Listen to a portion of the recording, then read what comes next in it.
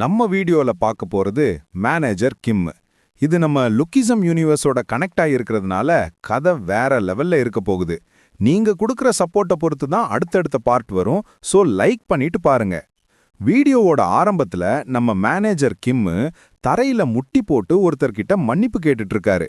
இத பார்த்துட்டு அவரோட பொண்ணு மிஞ்சி ஷாக் ஆகி, டேடி என்ன பண்றீங்க, அவதான் முதல்ல என்னை அடிச்சா அப்படின்னு கத்துறா.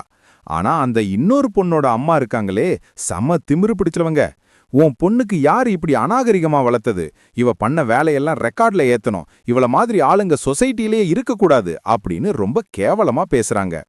அங்க ஒரு டீச்சர் மாதிரி ஒருத்தன் இருக்கான், பார்க்க ரவுடி மாதிரி இருந்தாலும் அவன் ஸ்கூல் ஆளுதான். அவன் கிம்மு கிட்ட, பாருப்பா உன் பொண்ணு மிஞ்சி இது 3வது தடவை சண்டை போடுறா, அந்த பொண்ணு காயமாயிருக்கா, பாதிக்கப்பட்ட பொண்ணுக்கு நாங்க வக்கீல் ஏற்பாடு பண்ண போறோம் அப்படின்னு மிரட்டுறான். அது மட்டும் இல்லாம அந்த பொண்ணோட அப்பா யாருன்னு தெரியுமா, இந்த ஏரியாவுல பெரிய ஆளு, சீக்கிரம் பாலிடிக்ஸ்ல வரப்போறாரு. ஜாங் கன்ஸ்ட்ரக்ஷன் பத்தி கேள்விப்பட்டிருப்பியே, அவங்க ரொம்ப பவர்ஃபுல், இந்த விஷயத்தை பெருசு பண்ணா உனக்குதான் நஷ்டம் அப்படின்னு வார்னிங் கொடுக்கறான். பாவம் நம்ம மேனேஜர் கிம்மு தான் கையை இருக்க மூடிக்கிட்டு ரொம்ப அமைதியா, மன்னிச்சிருங்க, என் பொண்ணை நான் ஒருத்தனாதான் வளர்க்குறேன், அதனாலதான் இப்படி சில நேரங்கள்ல அப்படின்னு நான் தழுதழுக்க பேசுறாரு. ஒரு காலத்துல பயங்கரமான ஆளா இருந்திருக்கலாம், ஆனா இப்போ தான் மகளோட எதிர்காலத்துக்காக எல்லாத்தையும் சகிச்சுக்கிற ஒரு சாதாரண அப்பாவா நிக்கிறாரு. மேனேஜர் கிம் தரையில விழுந்து, என்ன மன்னிச்சிருங்க, என் பொண்ணுக்கு சில விஷயங்களை என்னால கத்துக் கொடுக்க முடியாம போயிருச்சு அப்படின்னு கெஞ்சுறாரு. ஆனா அவரோட பொண்ணு மிஞ்சிக்கு இது சுத்தமா பிடிக்கல. டேட், எதுக்கு அவங்க கிட்ட போய் மன்னிப்பு கேக்குறீங்கன்னு கத்துறா. ஆனா கிம் எதையும் காதுல வாங்காம ஒரு சாதாரண மிடில் கிளாஸ் அப்பாவா அங்க அவமானப்பட்டு நிக்கிறாரு. அங்க இருந்து கிளம்பி வரும்போது கிம் மெதுவா கேக்குறாரு, மிஞ்சி உனக்கு ஏதாவது சாப்பிடணுமா? ஆனா மிஞ்சி செம கடுப்புல இருக்கா. எனக்கு எதுவும் வேணாம், எனக்கு சாப்பாடும் வேணாம், ஸ்கூலும் வேணாம், முக்கியமா உங்கள மாதிரி ஒரு பயந்தாங்கொல்லி அப்பாவும் வேணாம் அப்படின்னு முகத்துல அடிச்ச மாதிரி பேசுறா. அவளோட கோபம் அங்கேயும் நிக்கல. என் கிளாஸ்ல இருக்கிற மத்த பசங்களோட அப்பா எல்லாம் ஒன்னு பாலிடிக்ஸ்ல இருக்காங்க, இல்ல பெரிய கம்பெனி சேர்மனா இருக்காங்க. ஆனா நீங்க வெறும் ஒரு சாதாரண மேனேஜர். நமக்குன்னு ஏன் எதுவுமே இல்ல? மத்த இடமெல்லாம் விட்டுட்டு ஏன் இந்த சவுத் கொரியால வந்து கஷ்டப்படுறோம்? என்னால இதையெல்லாம் தாங்கிக்கவே முடியல. ஒரு குழந்தைய சரியா வளர்க்க தெரியாத உங்களுக்கு அப்பாவா இருக்கவே தகுதி இல்ல அப்படின்னு அழுதுகிட்டே சொல்லிட்டு போறா. பாவம் நம்ம மேனேஜர் கிம் இதையெல்லாம் கேட்டுட்டு அப்படியே உறைஞ்சு போய் நிக்கிறாரு. மிஞ்சி அழுதுகிட்டே ஓடுறா. கிம் பின்னாடியே போய் மிஞ்சி நில்லுன்னு கூப்பிடுறாரு. ஆனா அவ, என்ன தனியா விடுங்க, என் பின்னாடி வராதீங்க, இன்னைக்கு நான் என் ஃப்ரெண்டு ரியாங் வீட்ல தங்க போறேன், என்ன தேடி வந்தீங்க அவ்வளவுதான்னு வார்னிங் கொடுத்துட்டு போயிட்டா. சீன் கட் பண்ணா மிஞ்சி இப்ப தனியா இல்ல, அவளை சுத்தி ஒரு பெரிய கூட்டமே நிக்குது. அங்கதான் அந்த வில்லி ஹாயிரி வர்றா. வந்த உடனே மிஞ்சியோட கன்னத்துல பலார்னு ஒரு அற விடுறா. ஏய், என்னடி அப்படி பாக்குற, மறுபடியும் என்ன அடிக்கணும்னு ஆசையான்னு கேட்டுட்டு வரிசையா மிஞ்சிய போட்டு அடிக்கிறா. நம்ம மிஞ்சியும் சும்மா இல்ல, அவளோட முடிய பிடிச்சு பதிலுக்கு சண்டை போடுறா. 2 பேரும் பூனைங்க மாதிரி அடிச்சுக்கிறாங்க. இத அங்க இருக்கிற பசங்க வேடிக்கை பார்த்துட்டு, வாவ் செமை கேட் ஃபைட் அப்படின்னு கிண்டல் பண்றாங்க. அப்போதான் அங்க ஒரு குண்டான பையன் வர்றான். அவன் பேரு மீனோஷிங். வந்த வேகத்துல மிஞ்சிய ஓங்கி ஒரு உதவிடுறான். நீ பொண்ணுன்னு பார்த்தா விட்டுருவேன்னு நினைச்சியா, என் கேர்ள் ஃப்ரெண்ட் மேலேயே கை வைக்கிறியான்னு கத்துறான். ஆனா உண்மைய சொல்லப்போனா அந்த ஹாய்ரி இவனோட கிரஷ் தான், இன்னும் ஜோடியாகல. அதுக்குள்ள இவன் சீன் போடுறான்.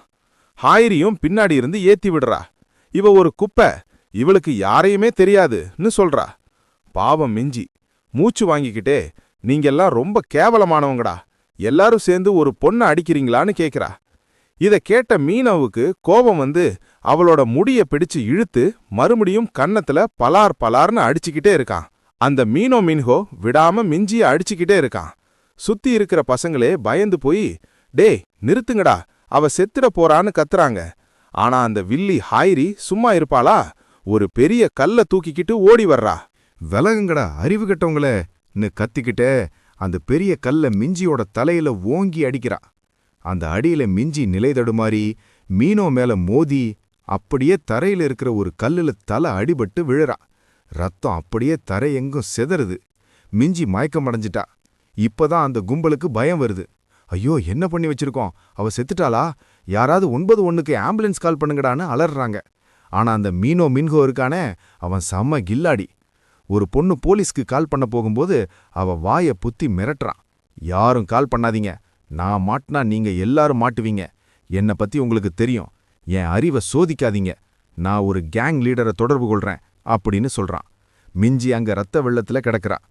மீனோ ஒருத்தருக்கு ஃபோன் போட்டு, ஹலோ சார், நான் மின்ஹோ சிங் பேசுறேன், எனக்கு ஒரு உதவி வேணும்னு கெஞ்சுறான். ஆனா ஹைரி ஃபோனை பிடுங்கி, ஹலோ, நான் கேங் சன் ஜூவோட பொண்ணு பேசுறேன், எங்க அப்பா ஜியாங் கன்ஸ்ட்ரக்ஷன் சேர்மன், இங்க ஒரு பஞ்சாயத்தாகிடுச்சு, இதை சரி பண்ண ஆள் வேணும்னு திமிரா பேசுறா. கட் பண்ணா, ஒரு பக்கம் தான் மகள் ரத்த காயத்தோட கிடக்கிறது தெரியாம நம்ம மேனேஜர் கிம் வீட்ல அடுப்புல குக்கரை வச்சுக்கிட்டு மகளுக்காக சாப்பாடு செஞ்சு காத்துட்டு இருக்காரு. அவருக்கு மட்டும் விஷயம் தெரிஞ்சா அவ்வளவுதான். வீட்ல நம்ம மேனேஜர் கிம் ரொம்ப சோகமா உட்கார்ந்து தனியா சாப்பிட்டுட்டு இருக்காரு. பாவம், மிஞ்சி மேல அவருக்கு எந்த கோவமும் இல்ல. அடிக்கடி கடிகாரத்தை பாக்குறாரு. மிஞ்சி வர்றதுக்கு ரொம்ப லேட் ஆயிடுச்சேன்னு அவளுக்காக காத்துட்டு இருக்காரு. ஆனா அந்த அப்பாவுக்கு தெரியாது, அவரோட பொண்ணு இப்போ மரணத்தோட விளிம்புல இருக்கான்னு.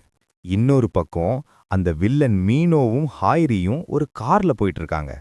அந்த கார்ல அவங்க கூட இருக்கிறது சாதாரண ஆளுங்க இல்ல, பயங்கரமான கேங்ஸ்டர்ஸ்.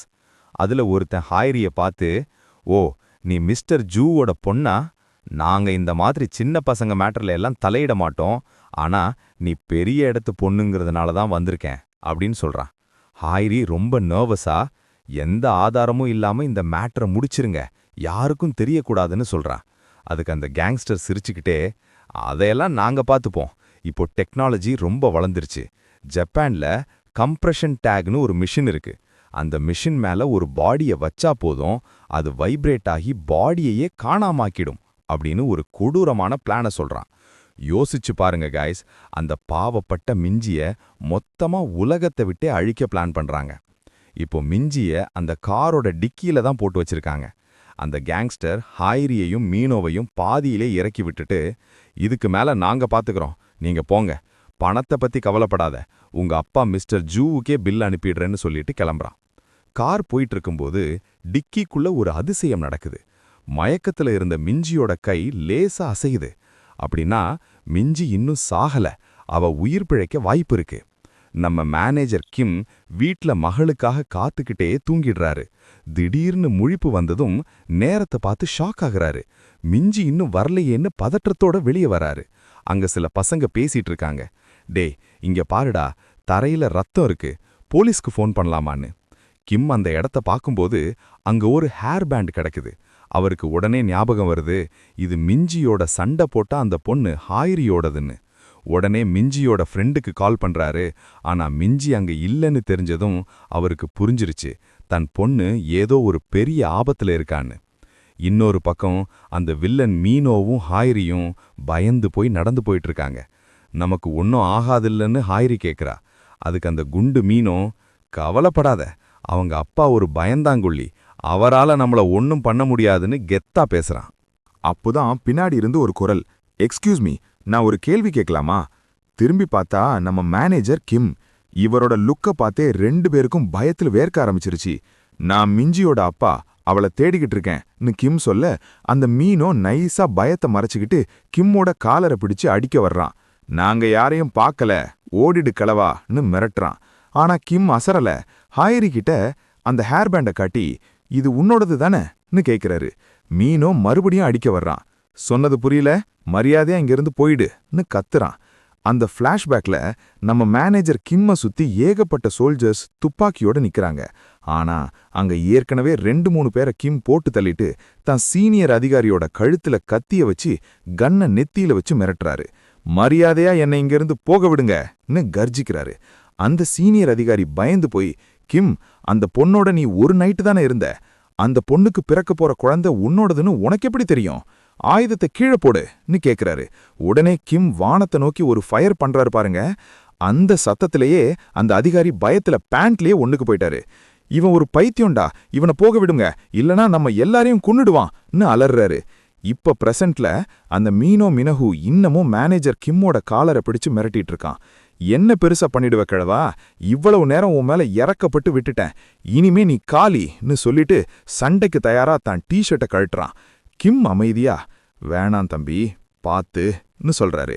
ஆனா அந்த மீனோ திமிர, ஏன் உனக்கும் ஷர்ட்டை கழட்டணுமா, சண்டைனா என்னன்னு தெரியுமாடா உனக்குன்னு கேட்டு கிம்மோட ஷர்ட்டை ஓங்கி பிடிச்சு கிழிச்சிடுறான். ஷர்ட் கிழிஞ்ச அந்த நிமிஷம் மீனவும் ஹாயரியும் அப்படியே உறைஞ்சு போய் நிக்கிறாங்க. ஏன்னா மேனேஜர் கிம்மோட உடம்பு முழுக்க துப்பாக்கி குண்டுகள் துளைத்த தழும்புகளும் கத்தி வெட்டு காயங்களும் நிறைஞ்சு கிடக்குது. இத பார்த்த உடனே ஹாயரி பயத்துல நடுங்க ஆரம்பிச்சிட்டா. ஒரு சாதாரண மனுஷனுக்கு இவ்வளவு காயங்கள் இருக்க வாய்ப்பே இல்லைன்னு அந்த முட்டா பையன் மீனோவுக்கும் இப்பதான் புரிய ஆரம்பிக்குது. அந்த ஃப்ளாஷ்பேக்ல ராணுவ அதிகாரிகள் பதறாங்க. சர்ஜன் கிம், உன்னை நாங்க வெளியே விடவே முடியாது. ஏன்னா நீ செஞ்சது சாதாரண மிஷன் கிடையாது. நார்த் கொரியாவுக்குள்ள 17 தடவை ஊடுருவி இருக்க, சவுத் கொரியால 2 தடவை ஜெயில உடைச்சு வெளியே வந்திருக்க. அது மட்டும் இல்லாம நார்த் கொரியாவோட சுப்ரீம் லீடரையே கொல்ல பார்த்த மிஷன்ல நீ தான் மெயின் ஆளு. யோசிச்சு பாருங்க கைஸ், நார்த் கொரியா, சைனா, ரஷ்யான்னு எல்லா நாடுகளும் இவரை பிடிக்க ஸ்பெஷல் டீம் வச்சிருக்காங்க. இவருக்காக பல கோடி ரூபாய் வெகுமதி அறிவிக்கப்பட்டிருக்கு. இவர் வெளியே போனா உலக நாடுகளுக்கு இடையில இருக்கிற அமைதியே கெட்டு போயிடும்னு ராணுவமே பயப்படுது. ஒரு மனுஷன் அப்பாவா ஆகிட்டா ரொம்ப அமைதியா மாறிடுவான்னு சொல்லுவாங்க. ஆனா அதே மனுஷன் தான் பொண்ணுக்கு ஒண்ணுன்னா உலகத்தையே அழிச்சிடுவான். இப்போ பிரசன்ட்ல அந்த மினோஹோ கிம்மோட சட்டையை கிழிச்சதும் அங்க இருக்கிற தழும்புகளை பார்த்து அப்படியே உறைஞ்சு நிக்கிறான். அவனுக்கு அதிர்ச்சியிலிருந்து மீளக்கூட கிம் டைம் கொடுக்கல. மின்னல் வேகத்துல கிம் அட்டாக் பண்றாரு. அந்த மீனோவால எதையுமே பார்க்க முடியல.